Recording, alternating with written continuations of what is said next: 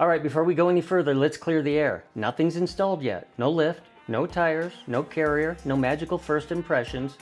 And no, it's not that I'm dragging this out. This video exists because there's a weird gap nobody talks about. That space between ordering parts and actually living with them. And that gap, well, that's where people set themselves up for a smooth weekend, or they fucking ruin it before the first bolt comes loose. So yeah, I'm gonna do the work next weekend, but the install doesn't start when you crack the first bolts. They start when you're standing in your garage staring at your truck thinking, okay, how hard is this gonna be? By the end of this video, I'm gonna give you a simple checklist that I use so you don't waste your weekend, or break your truck, or piss your wife off.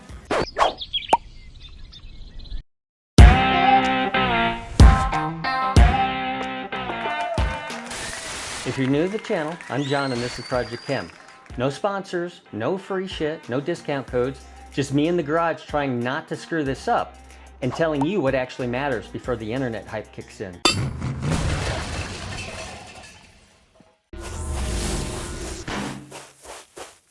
Here's the thing that people get wrong. Everyone asks, can this be installed? That question's useless. The real question is, can I install it here with the tools I already own in the time I realistically have without hating my life halfway through? That's the honest version. And if you can't answer that question first, everything else is a guess. Let's talk time, because this is where most weekend installs go sideways. If a YouTube video tells you 2 to 3 hours per side, cool, good for them. But that's coming from somebody that's done this before with their tools, with no interruptions and no pressure to end by Sunday night.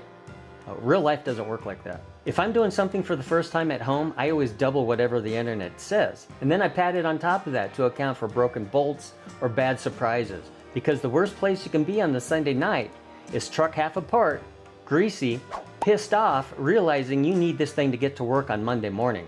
If I don't have a clean time window, I don't start. That rule exists because I've ignored it before. This one doesn't get talked about enough. Most installs aren't hard. They're awkward, and awkward is what eats time and patience. Do I have room to swing a breaker bar? Can the suspension fully droop without the jack maxed out? Am I working around walls, a second car, a workbench? You can do it in tight spaces. I've done it. But it adds friction, frustration, and way more swearing than people expect. Nothing kills momentum faster than realizing you physically don't have room for the next step. This isn't about skill, it's about whether your space is fighting you the whole time. And if you only take one thing so far, time, space, and a plan. If you get those wrong, everything turns into a shit show. All right, so here's another part nobody tells you about. You're gonna get disgusting. That shirt you're wearing, that's gonna be your new shop rag. You're gonna get dirty, that's inevitable.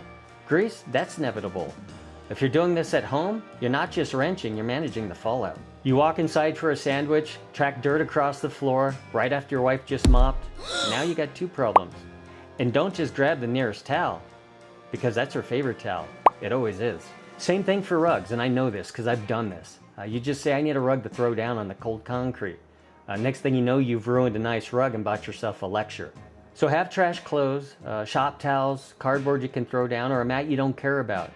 And safety-wise, you're gonna bash your knuckles. It's not maybe, it's when. Have hand cleaner ready, a couple of Band-Aids, and plan for grease and blood so you're not rage washing your hands at 11 p.m. Let's kill this myth real quick. I'm not using anything special. I don't have a lift, I don't have a snap-on toolbox, no pro install nonsense. Most of my tools are Harbor Freight and Walmart, just basic hand tools. Now I do have an air compressor, and that just makes life easier, but you don't need it. Air tools save time. They don't save bad decisions. Planning does. What does matter is organization. Before I start anything, I line up all my shit. Breaker bars, torque wrenches, air tools, because nothing kills momentum faster than crawling around on your hands and knees looking for tools. Some jobs are fine solo. Some jobs can be solo, but they absolutely suck that way, and there is a difference. If a second set of hands saves me 30 minutes of swearing and a near-miss injury, I plan for it. It's not pride, it's not ego, that's just respecting physics and your knuckles. Here's where people get burned, not physically, financially. I still watch install videos, not because I don't know how to turn a wrench, but because I like to watch where people get burned. I bookmark the ones that show bolts everyone snaps, steps people do out of order, bushings torqued at full droop, stuff that looks easy until it suddenly isn't. I'll go back to those videos multiple times, not for steps, but for landmines. That's where the real lessons are. And that's not insecurity, that's learning from other people's pain. Day one torque is not the final torque, and I don't care what the instructions say. Bushings settle, angles change, and bolts relax. If you don't plan a retorque after a few drives or a couple hundred miles, you didn't finish the job. You just paused it and hoped for the best. Same thing with alignment. If you drive it and say, man, this feels off, before alignment, that opinion means nothing. Install it, let it settle, align it, and then drive it and see how it feels. Anything before that is guessing, and guessing is how comment sections turn into shit shows. Good lighting, music queued up in a playlist that keeps you moving when things get tough. Mindset matters. Rushing or forcing shit is how bolts get cross-threaded or decisions get dumb. And when it's done, tools put away and truck back down on the ground, a beer, or in my case, probably a few. That's the reward, not halfway through when it's actually done. I'm not doing same-day impressions, and I'm not doing first drive hype. The next video is not a step-by-step install. It's what went well, what sucked, what surprised me, and what I do differently now that it's all together. Then I'll put miles on it, then we'll talk reality. So before you touch a bolt, check this. Time and space, do I actually have the time window? Do I have room to work? Droop suspension and leave it overnight? Tools and plan, tools laid out and ready? Install videos bookmarked for landmines, retorque plan and alignment plan, mess and safety, trash clothes, gloves, hand cleaner, band-aids, cardboard mats, shop towels, not house towels, protect floors, rugs, and relationships. If this stresses you out, good. That means you're thinking about this shit before it costs you. This video exists so when they show up, you know exactly how and why they got there. No hype, no rushing, real garage level ownership.